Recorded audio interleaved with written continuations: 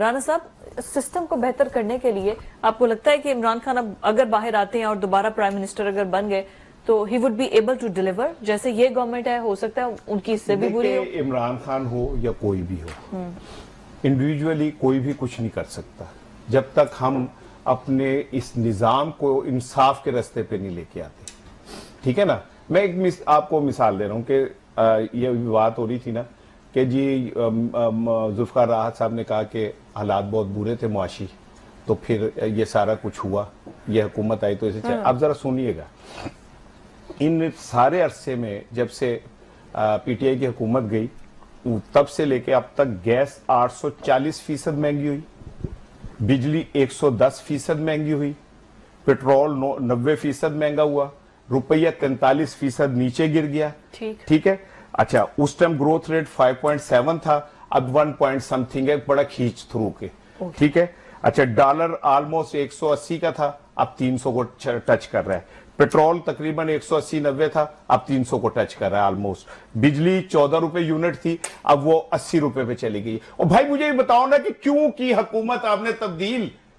کیا ایجنڈا تھا؟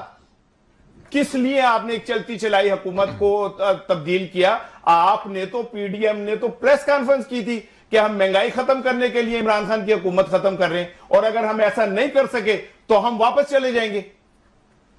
میں نے آپ کو سارا چارٹ سنا دیا کہ یہ ساری ہوا ہے ان 4 سالوں کے اندر. ٹھیک ہے. آپ پھر آ جائیں خارجہ ابھی خارجہ معاذ پہ بات ہو رہی تھی.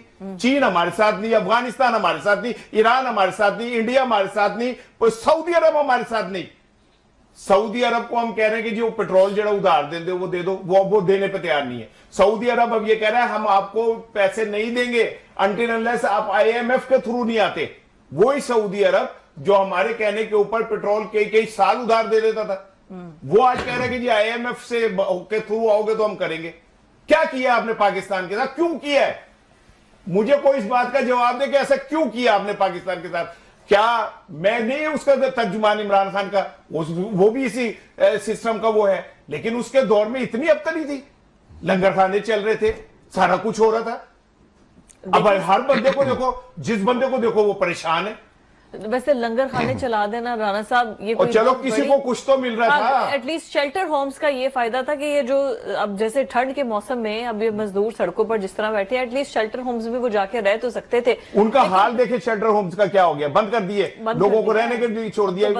آپ اس عمران خان کی دشمنی میں عوام کے خلاف کیوں کرتے ہیں؟ عوام کو جب تک ٹرین نہیں کریں گے ایسا تھوڑی ہے کہ عوام کے ہاتھ پاؤں کاٹ کے انہیں کہے کہ جی شیلٹر ہومز بھی ہے، کھانے کو بھی گورنمنٹ ہمیں تمہیں دے رہی ہے تو تم کام نہ کرو. آئی مین ٹرینڈ ورکرز، یہ تھوڑی ہے